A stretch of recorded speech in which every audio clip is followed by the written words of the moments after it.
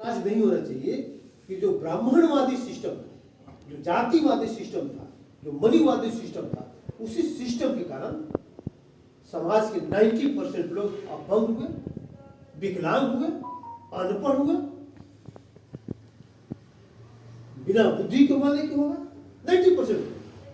तो 90% लोग अगर आपका खत्म हो गया तो 10% के अलावा आप जब जीत लीजिएगा।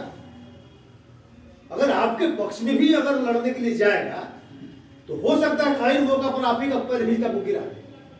अकेलहीन आदमी जिसको अकेले नहीं रहेगा, बुद्धि नहीं रहेगा, तो आपको मदद करना चाहेगा भी तो आपको सही ढंग से मदद नहीं करेगा, हो सकता है उल्टे ही काम कर दो।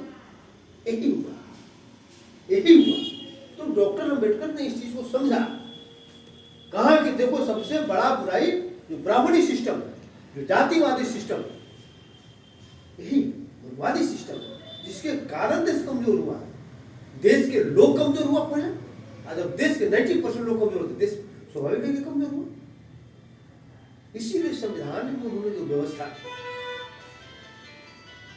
संविधान में उन्होंने व्यवस्था किया कि भाई देश के नागरिक जो है किसी भी रूप में कमजोर नहीं। तो कमजोर होने का और क्या कारण है? एक तो मान लीजिए कुछ सिस्टम जो चल ही रहा था, इसलिए उस सिस्टम में सबसे बड़ा बुराई क्या था? तो सिस्टम में बुराई ये था कि वहां पर वर्चस्व जो है एक ही जाति का था, एक ही जाति का वर्चस्व था। कहां पर? ब्राह्मणवाद, जातिवाद। वो जो निर्णय करता था वही शपथ लागू हो जाता था। तो जिसका वर्चस्व था अपने हित में काम किया। हालांकि हिंदू धर्म कैसे चले, व्यवस्था किया ब्राह्मणों ने, व्यवस्था कर दिया। हिंदू धर्म का संचालन कौन करेगा? तो ब्राह्मण करेगा। राजा भी बनेगा तो राजा वही काम करेगा जो ब्राह्मण करेगा। अब राजा है जो अगर ब्राह्मण के हिसाब से राजा काम नहीं करता था उनको हटा देता था, ऐसी शर्त पर बनाता था कि आपको वही करना जो मैं कहूंगा।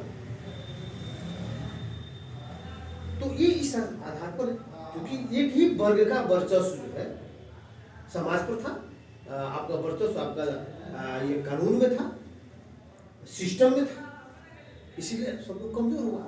तो डॉक्टर अम्बेडकर आपका समझ रहे हैं, डॉक्टर अम्बेडकर का इतना ताकत था कि सबको मना लेते और संविधान को लागू बना देते। क्यों कर दिया? उनके पास तर्क था, समझदारी थी, विरोधियों को भी समझाने में कामयाब हो गए। देखो भाई, इसी कारण से देश गुलाम हुआ है, इसी कारण से हम कमजोर हुए। उस कारण को खत्म करना वो पहले पड़ेगा। और सबसे पहला उन्होंने संविधान अनुच्छेद 13 में खत्म किया, ब्राह्मणवाद को, जातिवाद को सब खत्म कर दिया। कहा कि जितना पुराना सिस्टम था, इस संविधान लागू होने के बाद पुराना सिस्टम सब जीरो, आज के बाद इसका महत्व खत्म। एक तरह से कहिए कि मनुवाद का ब्राह्मण उन्होंने बधिया कर दिया। और आगे उन्होंने क्या किया, अब भाई सिस्टम जैसे पहले हुआ एक जाति का वर्चस्व, अब ऐसा नहीं। उसका एक ही उपाय है कि अब किसी का वर्चस्व नहीं रहेगा। अब इस सिस्टम में अब ऐसा सिस्टम रहेगा जिस सिस्टम पर सभी लोग रहेंगे। इसीलिए उन्होंने प्रतिनिधित्व का व्यवस्था, जो रिजर्वेशन का जो व्यवस्था किया, प्रतिनिधित्व का व्यवस्था किया। नहीं, सभी लोग रहेगा, विधायिका में रहेगा कानून बनाने में, SC/ST के लोग रहेगा, बैकवर्ड के लोग रहेगा, BC के लोग रहेगा, फॉरवर्ड में रहेगा। ऐसा नहीं कि फॉरवर्ड को जीरो कर दीजिए, वो भी रहेगा, ब्राह्मण भी रहेगा, क्षत्रिय भी रहेगा, राजपूत भी रहेगा, सब लोग रहेगा, सबका प्रतिनिधित्व रहेगा और सब मिलकर सही निर्णय लेगा, किसी के खिलाफ कोई निर्णय नहीं लेगा। तो डॉक्टर अम्बेडकर ने जो ये व्यवस्था किया, और उनके लिए नहीं कहा, किनका प्रतिनिधित्व का व्यवस्था किया?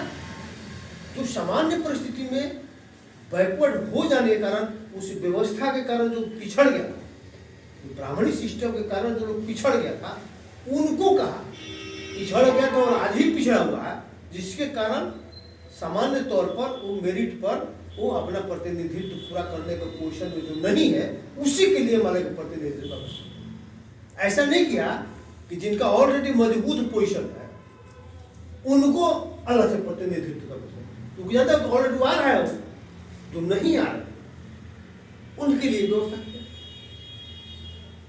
अब यही मान लें कि डॉक्टर अम्बेडकर सभी को, अब सबका मान लें कि होगा, सबके मिलजुल के निर्णय लेगा, सब मिलजुल के कानून बनाएगा, सब मिलजुल को लागू करेगा, सब मिलजुल कर न्यायपालिका में रहेगा, तो किसी के साथ अहित होगा, किसी वर्ग के साथ सत्ता के द्वारा, संस्था के द्वारा बेईमानी होगा? नहीं होगा। और सबसे बड़ा जो ताकतवर आदमी कौन है? सत्ता है। सत्ता ही ना, जो सरकार जुडिशियरी है, कार्यपालिका है, वही ना सबसे ज्यादा ताकतवर है। और उसी का ना प्रभाव पड़ेगा व्यक्तिगत तौर पर। अब वो क्या प्रभाव पड़ेगा? अगर व्यक्तिगत तौर पर हमको कोई गाली बगा तो हम गाली बक देंगे, दो आदमी के बीच लड़ाई होगा, बात खत्म हो गई। लेकिन अगर सत्ता आपके खिलाफ से नहीं जाए, आपके खिलाफ कानून बनाते तो पूरा का पूरा खत्म। तो इसीलिए डॉक्टर अम्बेडकर ने कहा कि जो सत्ता संचालन करने वाली संस्था सबसे मजबूत वही है, और वही से मान लीजिए कुछ गड़बड़ हो सकता है, इसलिए वहां पर सब लोग रहे।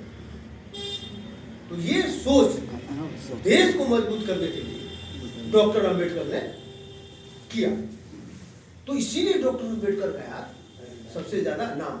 अब आज का लड़ाई क्या है आप देखिएगा, आज भी लड़ाई वही है।